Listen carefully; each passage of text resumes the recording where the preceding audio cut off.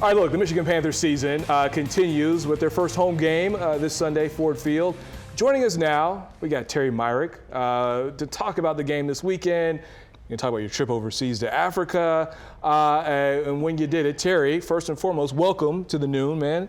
It is good to have you here. Great to be here. Great to be here. Eastern Michigan standout at linebacker. You played USFL last year. You guys are starting the season hot, 2-0. First, let's get to the season, man. How's it going? Not to toot my own horn, but we are definitely on fire. We are leading the entire USFL in takeaways. Yeah. That's a big point of emphasis with our defense. Our offense is playing complementary football. We're just on our P's and Q's so far, and I'm really excited to get back to Ford Field and play in front of the fans here at home. I mean, you already know what football in Michigan is about. What is it going to feel like when you run through that tunnel at Ford Field, you hit the field, you see those fans, and they're cheering for you guys? Yeah, I was given one opportunity to play in Ford Field in college. I played in the Quick Lane Bowl. We set the record for attendance at that game. Yeah. I mean, it was really cool. So I intend on this game being either the same or a little bit better. Yeah? I intend on a good turnout. Look, talking about football, it's the most popular sport in America, but you had an opportunity to go to Ghana and share the sport over in Africa. How did you get involved in that trip? So my friend, he has a nonprofit organization. It's in dedication to his late brother, Kyle Glover. He passed away from a tragic accident, but we were just taking football, American football specifically, over to a place where a lot of people don't have that access. Those guys, I mean, they're able to get on their phones and see pictures of us and stuff on social media, but just to be in physical touch with us and get impacted by us and actually have a real football in their community. They didn't have those, and we took those over there. We took them cleats, we took them gloves, socks, and we just showed them that it's possible to get to the pro level if you work hard. What is it that you learned on your trip? I definitely learned that I shouldn't take anything for granted that I have over here. We're very privileged over here in America. There are a lot of things that I didn't expect to see over there.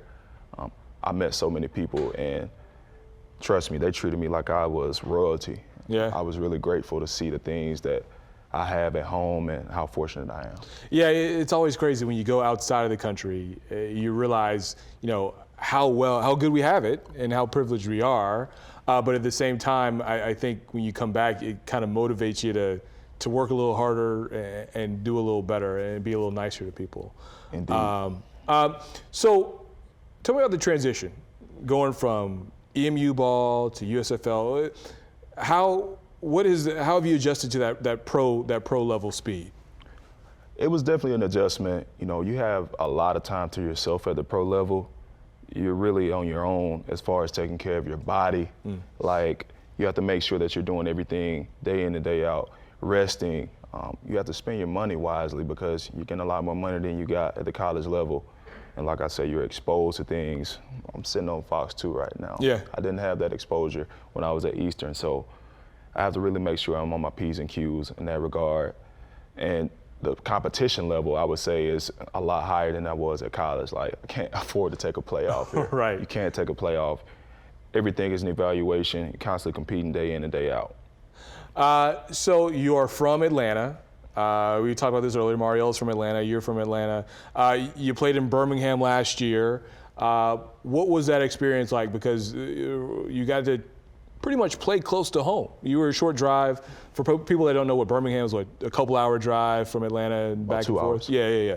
So what was that like playing at home? It was really cool. The closest game that I had to home when I was in college was at Coastal Carolina. That's Myrtle Beach, about 3 hours, a 3-hour drive. So having my family have the access to get to me, a 2-hour drive, like I said, they were able to come to every single game and see me play and perform at the highest level. So I was really, really grateful. I was used to the heat, so that gave me an advantage. Right.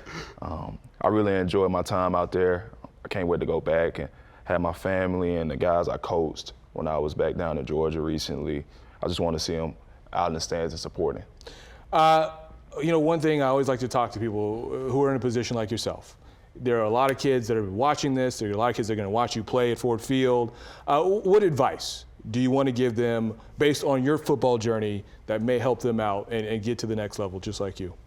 Complacency definitely won't get you to where you want to be. You have to get out and take advantage.